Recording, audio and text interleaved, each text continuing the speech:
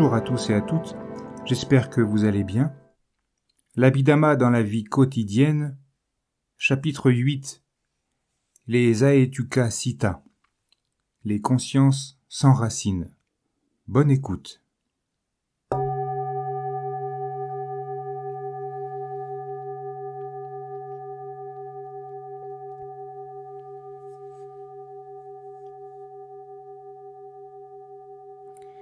Si nous voulons nous connaître, nous ne devons pas simplement connaître les moments de conscience néfastes, les Akusala Citta, ou de conscience bénéfique, les Kusala Citta, mais aussi d'autres moments.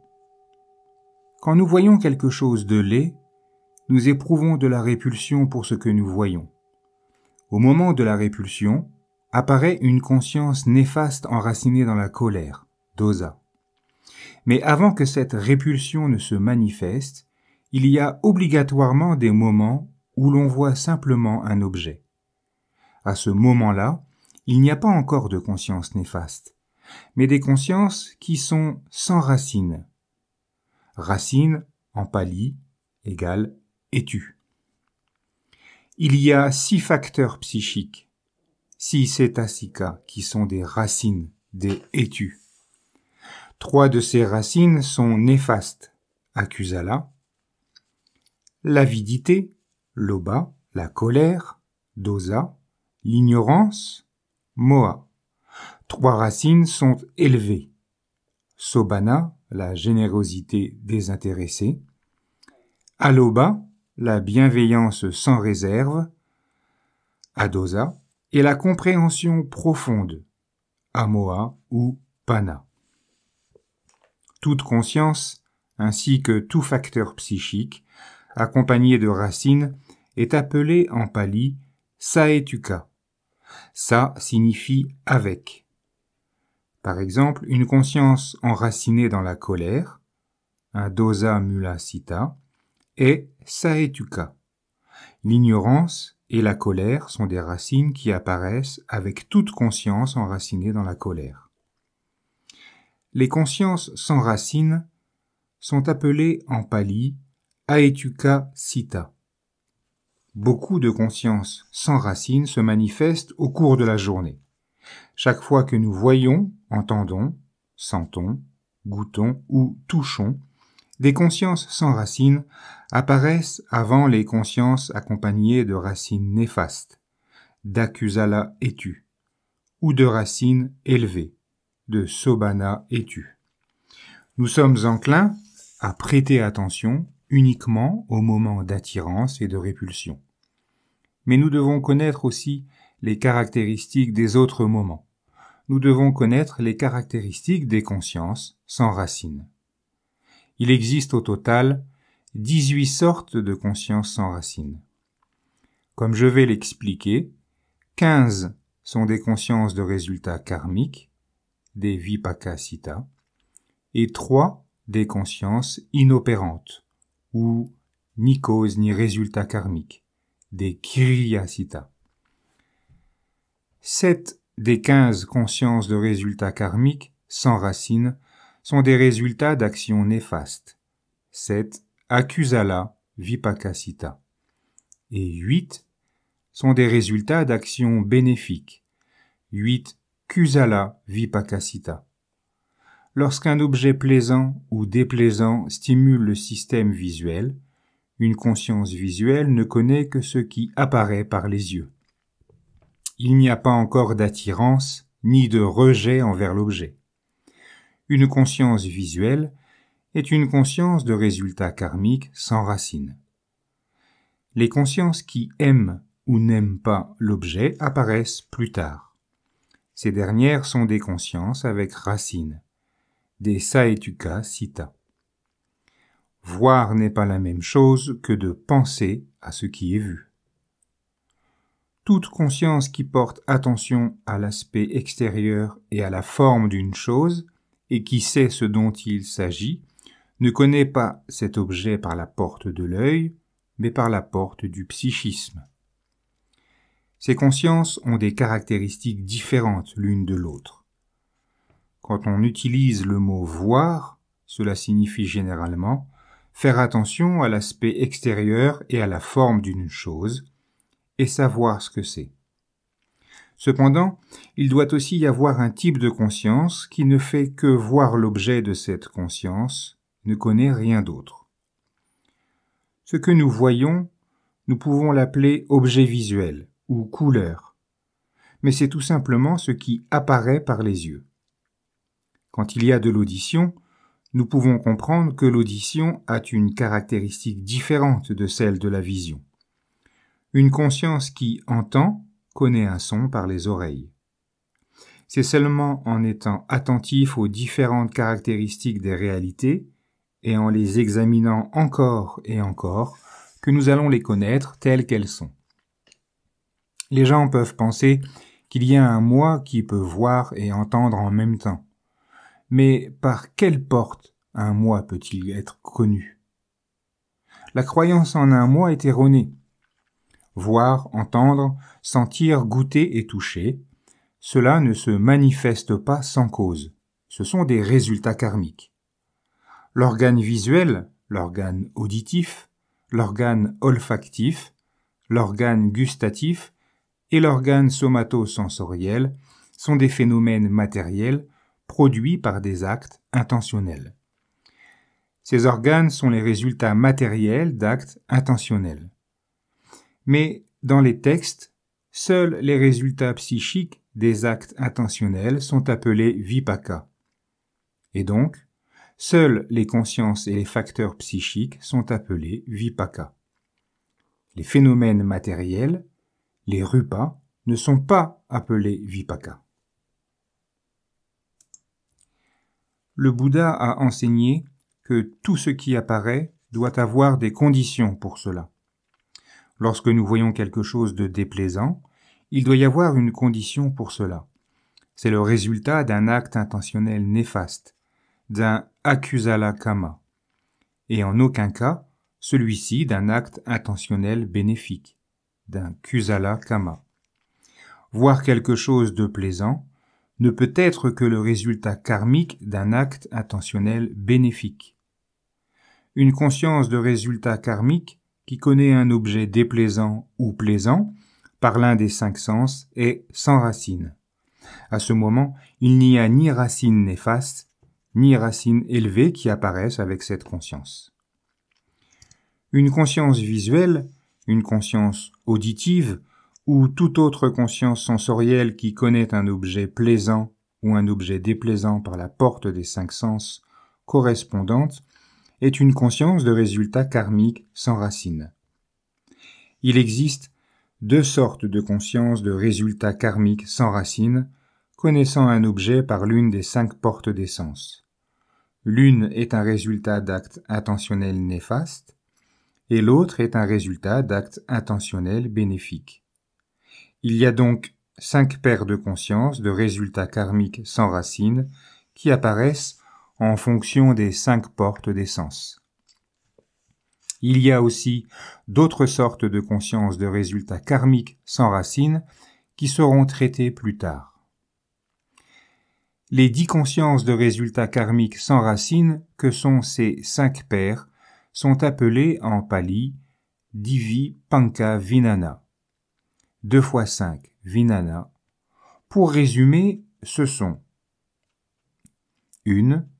Toute conscience visuelle résultat d'actes intentionnels néfastes, accompagné d'un résultat ni agréable ni désagréable, ou résultat d'actes intentionnels bénéfiques, accompagné d'un ressenti ni agréable ni désagréable. 2. Toute conscience auditive, résultat d'actes intentionnels néfastes, accompagné d'un ressenti ni agréable ni désagréable, ou résultat d'actes intentionnels bénéfiques, accompagné d'un résultat ni agréable ni désagréable. 3. Toute conscience olfactive, résultat d'actes intentionnels néfastes, accompagné d'un ressenti ni agréable ni désagréable, ou résultat d'actes intentionnels bénéfiques, accompagné d'un ressenti ni agréable ni désagréable. 4. Toute conscience gustative, résultat d'actes intentionnels néfastes accompagnés d'un ressenti ni agréable ni désagréable, ou résultat d'actes intentionnels bénéfiques accompagnés d'un ressenti ni agréable ni désagréable. 5. Toute conscience corporelle somatosensorielle, résultat d'actes intentionnels néfastes accompagnés d'une sensation corporelle douloureuse ou résultat d'actes intentionnels bénéfiques accompagnés d'une sensation corporelle agréable. Une conscience de résultat karmique, sans racine qui voit ou entend, sent ou goûte, est invariablement accompagnée d'un ressenti ni agréable ni désagréable, qu'elle soit un résultat d'actes intentionnels néfastes ou d'actes intentionnels bénéfiques. Une conscience qui n'aime pas l'objet peut apparaître après. Celle-ci est avec racine, saetuka, avec etu, et elle est accompagnée d'un ressenti désagréable. Ou bien une conscience qui aime l'objet peut apparaître après. Cette conscience qui est aussi avec racine peut être accompagnée d'un ressenti agréable ou d'un ressenti ni agréable ni désagréable. Nous sommes enclins à penser que les 5 paires de consciences sensorielles, en tant que telles, comme voir ou entendre, peuvent se produire en même temps que l'avidité ou la colère envers un objet. Mais c'est faux. Des consciences distinctes apparaissent à des moments distincts, et les ressentis qui accompagnent ces consciences sont également distincts de celles-ci. Ces réalités apparaissent chacune du fait de leur propre cause, et elles sont dénuées de moi, d'existence propre. Un ressenti qui se manifeste avec une conscience somatosensorielle, qui connaît un objet interne ou externe, par le système nerveux somatosensoriel, ne peut pas être un ressenti ni agréable ni désagréable. Une conscience somatosensorielle se manifeste soit avec une sensation corporelle douloureuse, soit avec une sensation corporelle agréable. Lorsqu'un objet tangible déplaisant est connu, la sensation qui accompagne la conscience de résultats karmiques sans racine est une sensation corporelle douloureuse. Lorsqu'un objet tangible, plaisant est connu, le ressenti qui accompagne la conscience de résultats karmiques sans racine est une sensation corporelle agréable.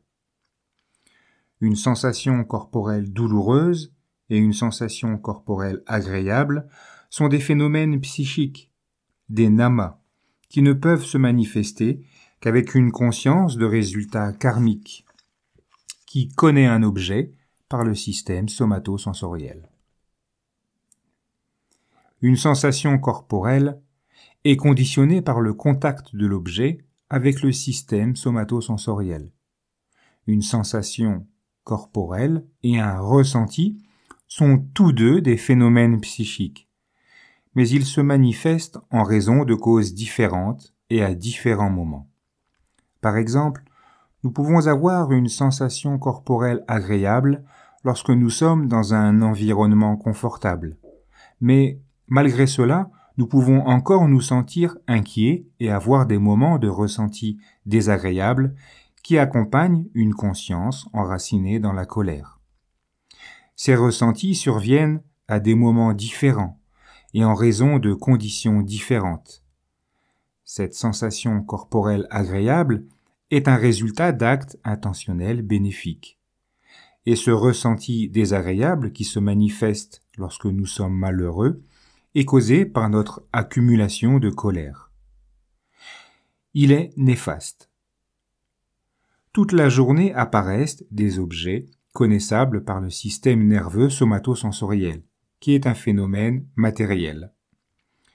L'objet tangible peut être connu sur toute la surface du corps, mais également à l'intérieur de celui-ci, et donc la porte du système somatosensoriel peut être située n'importe où dans le corps.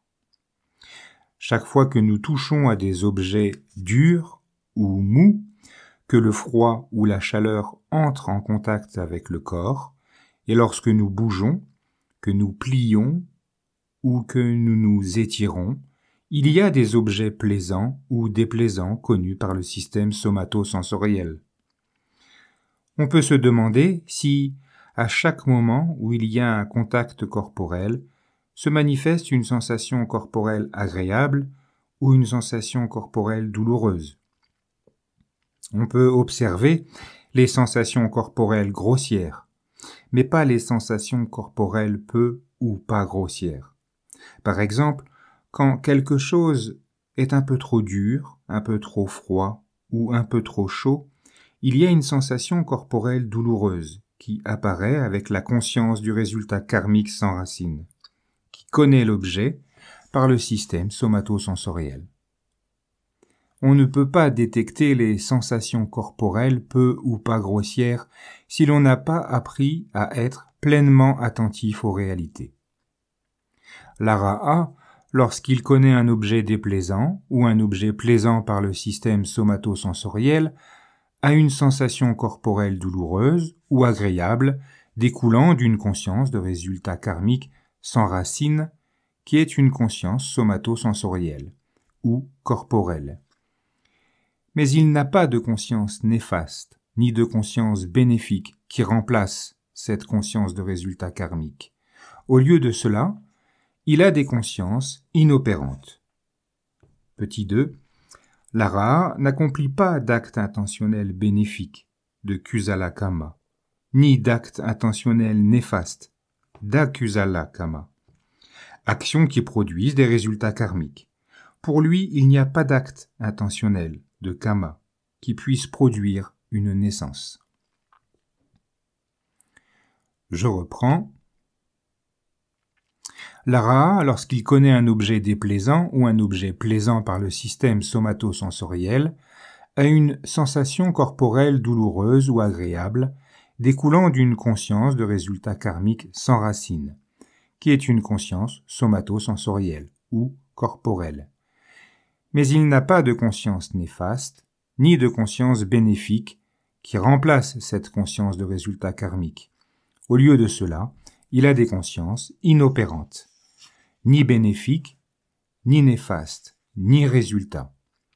Des Kiriyasita. Nous lisons dans les textes courts thématiques 4, Salayatana Vaga, les ressentis, livre 1, paragraphe 6, que le Bouddha a dit aux moines. La multitude des gens non instruits, moines, éprouvent une sensation corporelle agréable, une sensation corporelle douloureuse ou une sensation corporelle neutre. Le disciple, noble bien instruit, moine, connaît ces mêmes 3 sensations corporelles. Cependant, moine, quelle est la distinction? Quelle est la spécificité? Qu'est-ce qui fait la différence entre un disciple noble bien instruit et la multitude des gens non instruits? Pour nous, maître, les choses ont le pleinement éveillé comme racine. La multitude des gens non instruits, moines, touchés par une sensation corporelle douloureuse, pleurent et gémissent, se lamentent à haute voix, se frappent la poitrine, sont plongés dans le plus grand trouble. Car ils ressentent un ressenti double, corporel et psychique. Touchés par cette sensation douloureuse, ils en éprouvent de l'aversion. Éprouvant de l'aversion contre cette sensation douloureuse, une tendance latente pour l'aversion s'attache à eux. Touchés par une sensation agréable, ils se délectent de cette sensation agréable. Pourquoi cela? La multitude des gens non instruits, moines, ne recherchent d'autre refuge contre une sensation désagréable que celui d'un plaisir des sens. Se délectant de ce plaisir des sens, la tendance latente pour le plaisir des sens s'attache à eux. N'est-ce pas ainsi que nous vivons? Affectés par une sensation corporelle désagréable, nous aspirons à une sensation corporelle agréable. Nous croyons que c'est cela le vrai bonheur. Nous ne voyons pas la vie telle qu'elle est, souffrance, dukkha. Nous souhaitons ignorer la maladie, la vieillesse et la mort, les lamentations et le désespoir, et la nature fugace de toutes les réalités conditionnées. nous attendons le bonheur dans la vie, et quand nous devons souffrir, nous pensons qu'une sensation corporelle agréable peut nous guérir de la souffrance, et nous nous y attachons.